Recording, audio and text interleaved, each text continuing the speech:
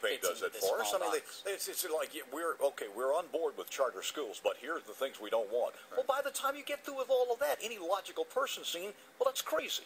Don't come in and tell me that there are 4 charter schools with all of these exceptions. It's not charter schools. Yeah, but I do think all of that is going to be worked out to where even the House bill had, as fairly restrictive as it was with a few changes, would result in some real charter schools. And so I'm optimistic, and I think at the end of the session we will see a charter school bill that is worth all the work that's been put into it, although it won't be nearly as broad as I would like to see. Well, it's the first pickle out of the jar, so that would help. Anything would help, but again, has to have something that's meaningful. Right, and so the primary issue that is boiling down, that I think it will boil down to, is where to locate the schools, and where you. The House bill had it in only D and F districts, although they could locate anywhere, but the school boards of A, B, and C districts could veto it. The Senate bill had the same thing, only C districts couldn't veto it. Now, in the latest version of the Senate bill, the C districts could veto it for the first 3 years. So there's already been some movement.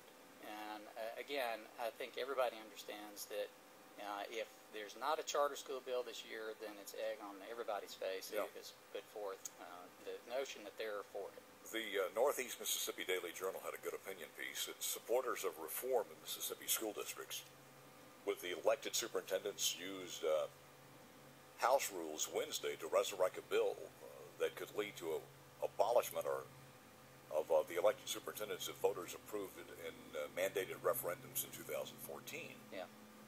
The bill, which goes to the Senate, where it could face an eventual request for conference committee negotiations, passage or rejection, of course, had died in a Monday House vote after years of work by reformers who argue elected superintendents automatically restrict the number of qualified possible superintendents by a requirement of district residency.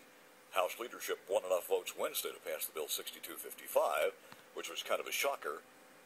Mississippi has 64 of the nation's remaining.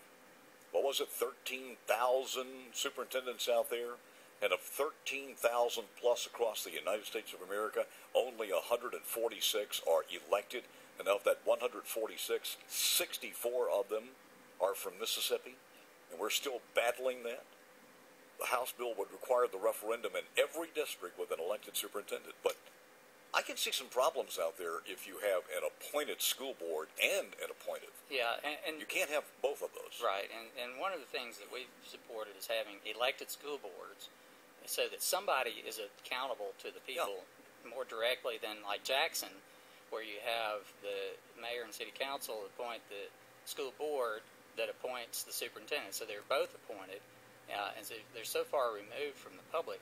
But so there was advancement in bills to require all school boards to be elected, and because of some complications with how we have so many different types of school districts, they're going to work on it out of session. I know they always say that about things, to appoint a study group, but on this one they actually are looking for how to comprehensively take care of how school boards are elected and how they operate and some other details. But it seems like you and I could do that probably in 15 minutes. It doesn't seem to be that much of a problem. Well, I tell you, one of the things that you learn after working with legislators, of course we're an independent group, we're not part of the government, but working with them, you learn that there are things that make sense and there are things that can pass.